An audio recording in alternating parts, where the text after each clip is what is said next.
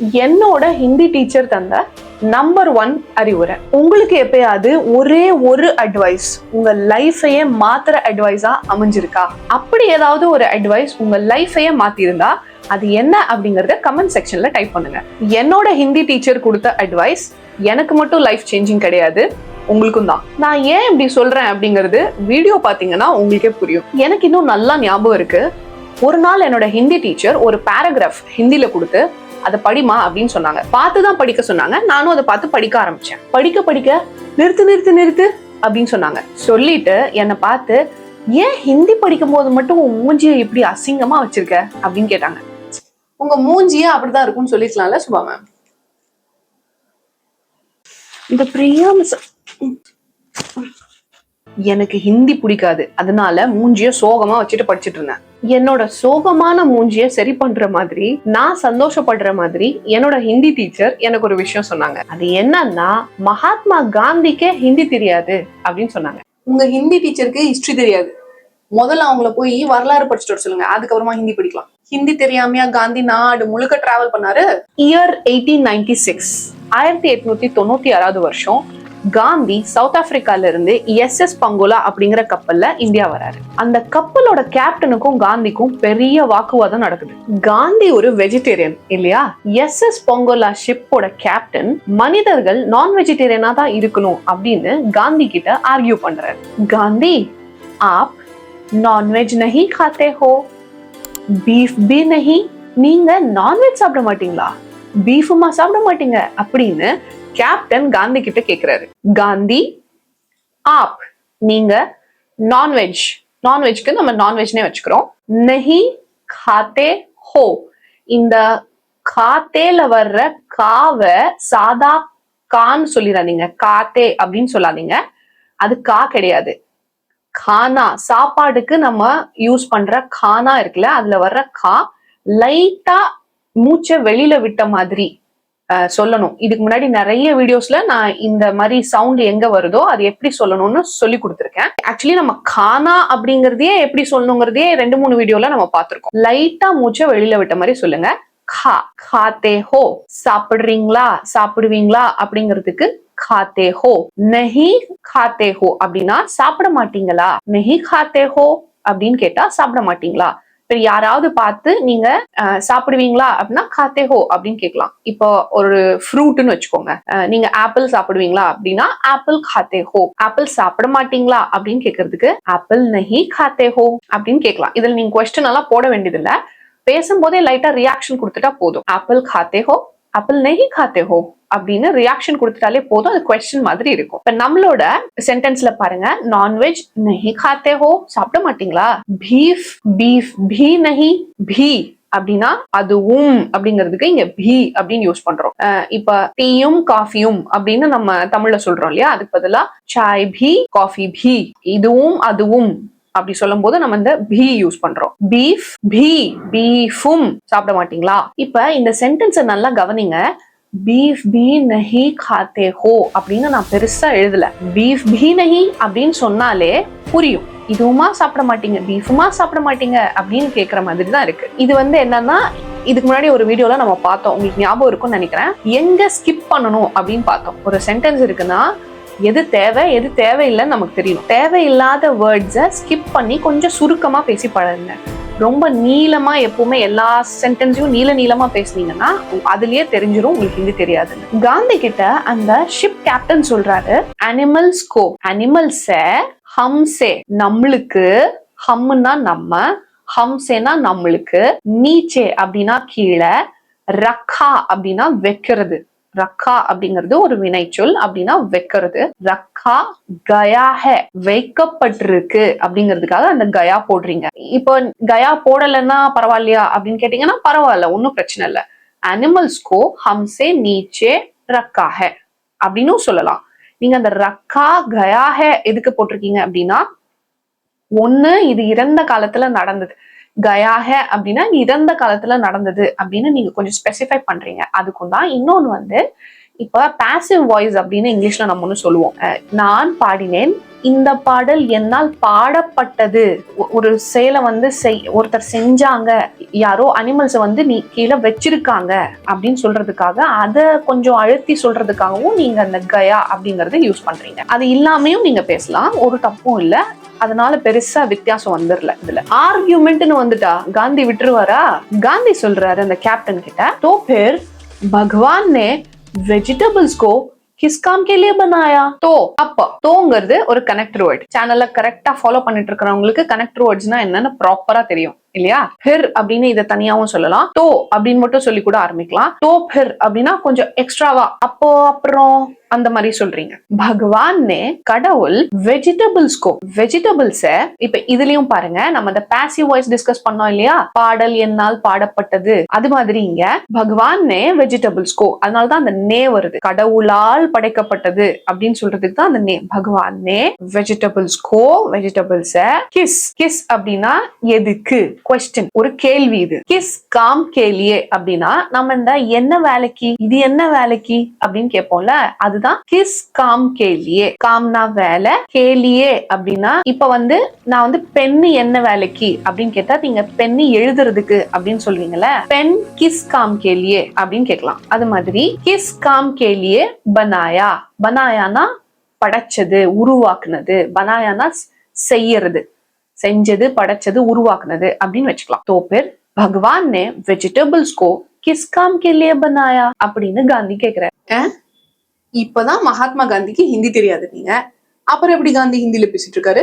South ஆப்பிரிக்கால இருந்து கொல்கத்தா போயிட்டு இருக்கிற இதே கப்பல்ல தான் காந்தி அவரோட ஃப்ரெண்டோட சேர்ந்து, ரெண்டு பேருமா சேர்ந்து உருது தெரிஞ்ச ஒருத்தர் கிட்ட உருது கத்துக்கிறாங்க. உருது தானே கத்துக்கிட்டாரு, ஹிந்தி கத்துக்கல. ஹிந்துக்கள் பேசிட்டு இருந்த ஹிந்துஸ்தானிக்கும் முஸ்லிம்ஸ் பேசிட்டு இருக்கிற உருது மொழிக்கும் பெருசா எந்த வித்தியாசமும் கிடையாது. இன்ஃபேக்ட் இந்த ரெண்டு மொழியும் சேர்ந்துதான் இன்னைக்கு நம்ம பேசுற ஹிந்தி மொழி உருவாச்சு. நம்ம பேசுற ஹிந்தி இல்ல, நீங்க பேசுற ஹிந்தி. இப்படியே பிரியா மிஸ் மாதிரி ஹிந்தி படிக்க மாட்டேன் அப்படின்னு அடம் பிடிக்காம, உங்களுக்கு பிசினஸ்க்காகவோ வேலைக்காகவோ ஹிந்தி பேசணும் அப்படிங்கிற ரெக்குவயர்மெண்ட் இருந்துச்சுன்னா என்னோட நீங்க 1 மணி நேரம் ஹிந்தி பேசினா போதும், உங்களுக்கு ஹிந்தி வந்துடும். ஸ்கிரீன்ல தெரியுற வாட்ஸ்அப் நம்பருக்கு வாட்ஸ்அப் பண்ணி எங்களோட ஃப்ளூயன்சி பூஸ்ட் அகாடமில ஜாயின் பண்ணிக்கோங்க. வருஷ கணக்கா, மாச கணக்காலாம் நீங்க டைம் வேஸ்ட் பண்ண வேண்டியதில்லை. என்னோட ஆன்லைன் ஹிந்தி கிளாஸஸ்க்காக நீங்க வாரத்துல 2 மணி நேரம் ஒதுக்குனீங்கன்னா போதும். அப்படியே பெல் ஐகானை பிரஸ் பண்ணி ஹிந்தி வித் சுபா சேனலை சப்ஸ்கிரைப் பண்ணிக்கோங்க. பாருடா, பிரியா மிஸ் சொன்னா சப்ஸ்கிரைப் பண்ணுவாங்க, அதனால சொன்னேன். ஓஹோ, ஓ ஆமா, காந்திக்கு குஜராத்தி தெரியும், இங்கிலீஷ் தெரியும், ஏன் அவர் உருது படிக்கிறாரு கப்பல்ல? சவுத் ஆப்பிரிக்காலையும் பிரிட்டிஷோட சர்வாதிகாரம் தான். சவுத் ஆப்பிரிக்கால இருந்த சாதாரண மக்களோட குறைகளை சரி செய்யணும் அப்படின்னு காந்தி நினைக்கிறாரு. ஆனா அவங்க பேசுற மொழி காந்திக்கு புரியல. காந்திக்கு அவரோட தாய்மொழியான குஜராத்தியும் இங்கிலீஷும் மட்டும்தான் தெரியும்.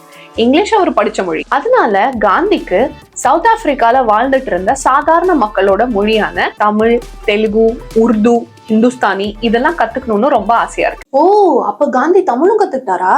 மகாத்மா காந்தி தமிழ் எப்ப கத்துக்கிட்டாரு, அவரு தமிழ் கத்துக்க உதவுனது யாரு அப்படிங்கறத நான் உங்களுக்கு இந்த வீடியோ எண்ட்ல சொல்றேன். மகாத்மா காந்தியோட சுயசரிதை அந்த புக் உங்களுக்கு எல்லாருக்கும் தெரிஞ்சிருக்கும், மை எக்ஸ்பெரிமெண்ட்ஸ் வித் ட்ரூத். இந்த புக்ல காந்தி அவர் சவுத் ஆப்பிரிக்கால இருக்கும்போது நடந்ததை பத்தி என்ன எழுதுறாருன்னா, சவுத் ஆப்பிரிக்கால இருக்கிற தமிழ், தெலுங்கு, ஹிந்துஸ்தானி, உருது பேசுறவங்களுக்கு இங்கிலீஷ் தெரியாது, எனக்கு அவங்க பேசுற எந்த மொழியுமே தெரியாது. அவங்க என்கிட்ட பேசும்போது தப்பு தப்பா இங்கிலீஷ் பேசுவாங்க, நான் தப்பு தப்பா ஹிந்துஸ்தானி பேசுவேன். ஆனா எங்களுக்குள்ள இருந்த இந்த மொழி பிரச்சனை நாங்க ஒருத்தர் பேசுறதுக்கோ பழகிறதுக்கோ என்னைக்குமே தடையா இருந்ததில்ல அப்படின்னு காந்தி அவரோட சுயசரிதையில எழுதுறாரு.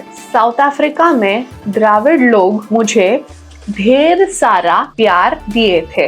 சவுத் ஆப்பிரிக்கா மே அப்படின்னா சவுத் ஆப்பிரிக்கால, அந்த மேங்கிறது அந்த இடத்துல அப்படின்னு சொல்றதுக்கு சவுத் ஆப்பிரிக்கா மே. திராவிட் லோக், திராவிட் லோக் அப்படின்னா ஒரு சவுத் இந்தியன்ஸ் சொல்றாரு. முஜே எனக்கு, ढेर सारा அப்படின்னா கொள்ள கொள்ளையா அப்படின்னு சொல்லுவோம்ல, நம்ம நிறைய அப்படின்னு சொல்லுவோம்ல, யாருன்னா அன்பு, दिए थे லோக் அப்படின்னு நீங்க சொல்லிட்டீங்க இல்லையா, அதனால அதாவது ப்ளூரல் நிறைய பேர் அப்படிங்கறதுனால நீங்க பாருங்க இங்க दिए थे அப்படின்னு சொல்றீங்க. இப்ப ஒருத்தரா இருந்திருந்தா அந்த ஒருத்தரும் ஆண் பையன் அப்படின்னா दिया था அப்படின்னு சொல்லிருப்பீங்க. பெண் அப்படின்னா दी थी அப்படின்னு சொல்லியிருப்பீங்க. இதுவும் நாம இதுக்கு முன்னாடி வீடியோஸ்லயே பார்த்துட்டோம். மேல் ஃபீமேல் அப்புறம் கொஞ்சம் பேர் சேர்ந்து பேசுறாங்க, கொஞ்சம் பேரை பத்தி நம்ம சொல்றோம் அப்படின்னா அது எப்படி பேசணும் அப்படிங்கறது இதுக்கு முன்னாடி வீடியோலயே பார்த்துட்டோம். वो लोग टूटी फूटी इंग्लिश बोलते थे और मैं टूटी फूटी हिंदुस्तानी बोलता था. वो அவங்க, வோனா அது அப்படின்னு சொல்வீங்க. ஓ லோக் அப்படின்னு போட்டதுனால அவங்க, டூட்டி ஃபூட்டி உடஞ்ச புரோக்கன் இங்கிலீஷ் அப்படின்னு சொல்லுவோம்ல, இங்க ஒரு வார்த்தை அங்க ஒரு வார்த்தை போட்டு அப்படியே மேனேஜ் பண்ணிக்கிறது, சரியா தெரியாது. டூட்டி ஃபூட்டி இங்கிலீஷ் அப்படின்னா புரோக்கன் இங்கிலீஷ். போல்தே தே, இங்கேயும் பாத்தீங்களா போல்தே தே அப்படின்னு சொல்றீங்க. ஆர்ங்கிறது இங்க ஒரு கனெக்டர் வேர்ட். இந்த சென்டென்ஸ்ல வந்து औरना அப்புறம் அப்படிங்கிற மாதிரி. நான் டூட்டி ஃபூட்டி ஹிந்துஸ்தானி. காந்திக்கு ஹிந்துஸ்தானி தெரியாததுனால இவரு புரோக்கன் ஹிந்துஸ்தானில இங்க ஒரு ஹிந்துஸ்தானி வார்த்தை அங்க ஒண்ணு போட்டு இவரு பேசுறாரு. போல்தா தா, இதுல பாத்தீங்களா இது காந்திய பத்தி ஒரே ஒரு ஆள் அப்படிங்கறதுனால போல்தா தா அப்படின்னு சொல்றீங்க. மகாத்மா காந்தி அவரு தமிழ் தெலுங்கு எல்லாம் கத்துக்கிட்ட எக்ஸ்பீரியன்ஸ பத்தி சொல்லும் போது, தமிழ் में थोड़ा बहुत प्रोग्रेस तो किया मगर तेलुगु में लेटर्स के आगे कुछ नहीं कर पाया. தமிழ் में அப்படின்னா தமிழ்ல थोड़ा बहुत, थोड़ाனா கொஞ்சம், பஹத்னா அதிகம், ரெண்டையும் ஒன்னா இந்த மாதிரி கொஞ்சம் ஸ்டைலா பேசலாம். நீங்க கொஞ்சம் தான் தெரியும் அப்படின்னு சொல்றதுக்கு தோடா பஹத் அப்படின்னு சொல்லலாம். ப்ராக்ரஸ், ப்ராக்ரஸ்னா முன்னேற்றம், இது இங்கிலீஷ் வேர்டு. தோங்கிறது கனெக்டர். ப்ராக்ரஸ் தோ கியா, கொஞ்சம் ப்ராக்ரஸ் இருந்துச்சு. மகர், ஆனா தெலுங்குமே, தெலுங்கு லெட்டர்ஸ் எழுதி படிக்க ஆரம்பிக்கிறாரு. லெட்டர்ஸ் கே ஆகேனா லெட்டர்ஸ் தாண்டி குச் நஹி, குச்னா கொஞ்சம், குச் நஹி அப்படின்னா ஒண்ணுமே இல்ல, குச் நஹி கர் பாயா, ஒண்ணுமே பண்ண முடியல, லெட்டர்ஸ தாண்ட முடியல அப்படின்னு சொல்றாரு. அங்கதான் காந்தி தப்பு பண்ணிட்டார். லெட்டர்ஸ்ல ஆரம்பிச்சா யாரும் தெலுங்கு கத்துக்க முடியாது. எல்லா லெட்டரும் ஒரே மாதிரி ஜிலேபியா இருக்கும். நீங்க தெலுங்கு படிச்சீங்களாக்கும்? ஆமா, நான் அப்படிதான் தெலுங்கு லெட்டர்ஸ படிக்க ஆரம்பிச்சு அதுக்கப்புறம் தெலுங்கு படிக்கிற ஆசையா போயிடுச்சு, விட்டுட்டேன், படிக்கல. ஓஹோ, தெலுங்கு லெட்டர்ஸ் கஷ்டமா இருந்தா ஹிந்தி லெட்டர்ஸ் ஆரம்பிச்சிருக்க வேண்டியதானே? தெலுங்காவது பரவாயில்ல, ஜிலேபியா இருக்கு. ஹிந்தி சின்ன குழந்தையா இருக்கும் போது நான் எட்டி பஸ்ல மேல கை பிடிச்சிட்டு போவேன் தொங்கிட்டு, அந்த மாதிரி ஒரு கம்பில இருந்து வேற சைஸ்ல லெட்டர்ஸ் தொங்கிட்டு இருக்கிற மாதிரியே இருக்கு எனக்கு. தமிழ் தெலுங்கு இது மாதிரி மொழி எல்லாம் ரொம்ப பழைய மொழி அப்படிங்கறதுனால ரொம்ப கஷ்டமான இலக்கண விதிகளை வச்சிருக்கு, கிராமர் ரூல்ஸ் ரொம்ப ஸ்ட்ரிக்டா இருக்கு, அதனால என்னால படிக்க முடியல அப்படின்னு சொல்றாரு காந்தி. मैं इन भाषाओं को कभी नहीं सीख पाऊंगा और इसलिए मैं आशा करता हूं कि द्राविड़ लोग हिंदुस्तानी सीख लें. मैं ना इन भाषाओं को, इन அப்படின்னா இவைகள், இவங்க, இதுனா ஏ, இன்னுனா இவைகள். இன் பாஷாவோ, பாஷானா மொழி, பாஷாவோ அப்படின்னா மொழிகள், லாங்குவேஜஸ் அப்படிங்கிறதுக்கு பாஷாவோ அப்படின்னு சொல்றீங்க. பாஷாவோங்கோ அப்படின்னா மொழிகளை, கபி நஹி, கபி அப்படின்னா எப்போ, கபி நஹி அப்படின்னா எப்பவுமே, கபி நஹி சீக் பாவுங்கா எப்பவுமே கத்துக்க முடியாது என்னால. சீக்னா கத்துக்கிறது, பாவுங்கானா முடியும் அப்படின்னு அர்த்தம். இப்ப இதுல பாருங்க, கபி சீக் பாவுங்கா இதெல்லாமே பாசிட்டிவ் வேர்ட்ஸ். ஒரு நஹி போட்டதுனால எல்லாம் வந்து நெகட்டிவ் ஆயிடுச்சு. சீக் பாவுங்கா அப்படின்னா கத்துக்குவேன், ஃபியூச்சர்ல கத்துக்குவேன். நஹி சீக் பாவுங்கா அப்படின்னா என்னால கத்துக்க முடியாது. கபி போட்டதுனால எப்பவுமே கத்துக்க முடியாது. और औरனா கனெக்டர், इसलिए அதனால मैं நான் यह आशा करता हूं, இந்த यहக்கு பதிலா நீங்க ये आशा करता हूं அப்படின்னு சொல்லிக்கலாம். ஆஷானா ஆசை, करता हूं அப்படின்னா ஆசைப்படுறேன். ஹூ எதுக்கு போடுறீங்க? காந்தி அவரை பத்தி பேசுறாரு, அதனால ஹூ போடுறீங்க. मैं आशा करता हूं, நான் ஆசைப்படுறேன். कि द्राविड लोग அப்படின்னா திராவிடியன்ஸ், ஹிந்துஸ்தானி அப்படிங்கிற மொழி ஹிந்துஸ்தானி, சீக் லே, அந்த லே அப்படின்னு சொல்ற லோகு போட்டதுனால லே அப்படின்னு சொல்றீங்க, ப்ளூரல். சீக்லே அப்படின்னா கத்துக்குவாங்க. பழைய மொழிகளான தமிழ் தெலுங்கு ரொம்ப கஷ்டமான கிராமர் வச்சிருக்காங்க, அதனால என்னால எப்பவுமே கத்துக்க முடியாது. ஆனா நான் என்ன ஆசைப்படுறேன்னா திராவிடியன்ஸ் ஹிந்துஸ்தானி கத்துக்குவாங்க அப்படின்னு ஆசைப்படுறேன். அதான் கஷ்டம் தெரிஞ்சதுல, அப்ப இங்கிலீஷ் மட்டும் போதும்னு விட்டுருக்கலாம்ல. கரெக்ட், இப்ப பேசுறதுக்கு இந்த லாஜிக் கரெக்டா இருக்கும். ஆனா நம்ம பேசிட்டு இருக்கிறது 100 வருஷத்துக்கு முன்னாடி நடந்தது. 1900 1910ல நடந்ததை பத்தி நம்ம பேசிட்டு இருக்கோம். கொஞ்சம் யோசிச்சு பாருங்க, நம்ம முன்னாடி ஒரு சாம்ராஜ்யம் இருக்கு, அதை தான் நம்ம எதிர்க்கிறோம், பிரிட்டிஷ் எம்பையர். அவங்களுக்கு ஒரே ஒரு மொழி தான் தெரியும், அது இங்கிலீஷ். ஆனா நமக்கு பலாயிரம் மொழிகள் தெரியும். அப்படி இருக்கும்போது நம்ம எதிர்க்கிற பிரிட்டிஷ அவங்க பேசுற மொழியான இங்கிலீஷ்லயே பேசி எதிர்த்தா அது நமக்கு பலவீனமா இருக்கும் இல்லையா? அவங்க பேசுற இங்கிலீஷையே பேசி அவங்கள எதிர்த்தா கெத்தா இருக்குமா? இல்ல நம்ம ஊர் மொழியான ஏதோ ஒரு மொழியில பேசி அவங்கள எதிர்த்தா கெத்தா இருக்குமா? காந்திக்கு நல்லா தெரியும் இந்த நாட்டுல இருக்கிற எல்லாரும் ஒரே ஒரு மொழி பேசுற நாள் என்னைக்குமே வராதுன்னு. இந்த நாட்டுல பல இடத்துல பல மொழிகள் பேசிட்டு இருக்காங்க. ஆனா எல்லாரும் பிரிட்டிஷை எதிர்க்கணும்னு நினைக்கிறாங்க. இப்படி எதிர்க்கணும்னு நினைக்கிறவங்கள இணைக்கிறதுக்கு, லிங்க் பண்றதுக்கு ஒரு மொழி தேவைப்படுது. போராட்டக்காரர்கள் அவங்களுக்குள்ள பேசிக்கிறதுக்கும் ஒரு மொழி தேவைப்படுது. ஆனா அந்த மொழி பிரிட்டிஷோட மொழியான ஆங்கிலமா இருக்கக்கூடாது அப்படின்னு காந்தி மட்டும் இல்ல, ஜவஹர்லால் நேரு, சுபாஷ் சந்திர போஸ் போன்ற எல்லா தலைவர்களும் ஆசைப்படுறாங்க. அப்படி நம்மள இணைக்கக்கூடிய அந்த மொழி சாதாரண மக்களோட மொழியா இருக்கணும் அப்படின்னு முடிவு பண்றாங்க. காந்தி கூட குவிட் இந்தியான்னு இங்கிலீஷ்ல தான் சொன்னாரு. ஆனா சுபாஷ் சந்திர போஸ் அவர் ஒரு பெங்காலியா இருந்தாலும் ஜெய் ஹிந்த் அப்படின்னு ஹிந்தில சொன்னாரு. பகத்சிங் இன்கிலாப் ஜிந்தாபாத் அப்படின்னு உருதுல சொன்னாரு. ஜெய் ஹிந்த், இன்கிலாப் ஜிந்தாபாத் இந்த மாதிரியான முழக்கங்கள் தான் நம்மளோட சுதந்திர போராட்டத்துக்கு ரத்தமும் சதையுமா இருந்தது. இன்கிலாப் ஜிந்தாபாத் அப்படின்னு கத்தி கூச்சல் போட்டு உயிரை விட்டவங்க எத்தனை பேருக்கு அது உருது மொழின்னு தெரியும்? புரிஞ்சுதோ புரியலையோ, எல்லாரும் ஒன்னா சேர்ந்து ஒரே குரல்ல இன்கிலாப் ஜிந்தாபாத்னு பிரிட்டிஷ்காரங்க காது கிழிகிற வரைக்கும் கத்துனாங்க ஒரே குரல்ல. இப்படிதான் நம்ம நாட்டுக்கு வெறும் 100 வருஷத்துக்கு முன்னாடி ஒரு பெரும்பான்மை மொழியான ஹிந்தி அப்படிங்கிற ஒரு மொழி கிடைச்சு. நம்ம நாட்டோட தலைவர்கள், விடுதலை போராட்ட வீரர்கள் எல்லாருமே நம்மள மாதிரி தான். ஆரம்பத்துல அவங்களுக்கும் யாருக்கும் ஹிந்தி தெரியாது. மக்களோட சாதாரண மொழியில பேசணும், போராட்டக்காரர்களுக்குள்ள பேசிக்கணும். அதனால வேற வழியே இல்லாம அவங்களுக்கும் ஹிந்தி கத்துக்க வேண்டியதா இருந்தது. என்னோட ஹிந்தி டீச்சரோட இந்த அறிவுரையை கேட்டதும் ஹிந்தி மேல எனக்கு இருந்த ஹெசிடேஷன் சுத்தமா போயிடுச்சு. இன்கிலாப் ஜிந்தாபாத் அப்படிங்கிறதுக்கு தமிழ்ல என்ன அர்த்தம் அப்படின்னு தெரியும்னா கமெண்ட் செக்ஷன்ல சொல்லுங்க. மகாத்மா காந்திக்கு தமிழ் படிக்கிறதுக்கு ஹெல்ப் பண்ணது யாருன்னு சொல்றேன்னு சொன்னீங்க, சொல்லவே இல்லை. சவுத் ஆப்பிரிக்கால இருந்து கொல்கத்தா வந்துட்டு இருந்த ஷிப்ல காந்தி உருது கத்துக்கிட்டாரு இல்லையா?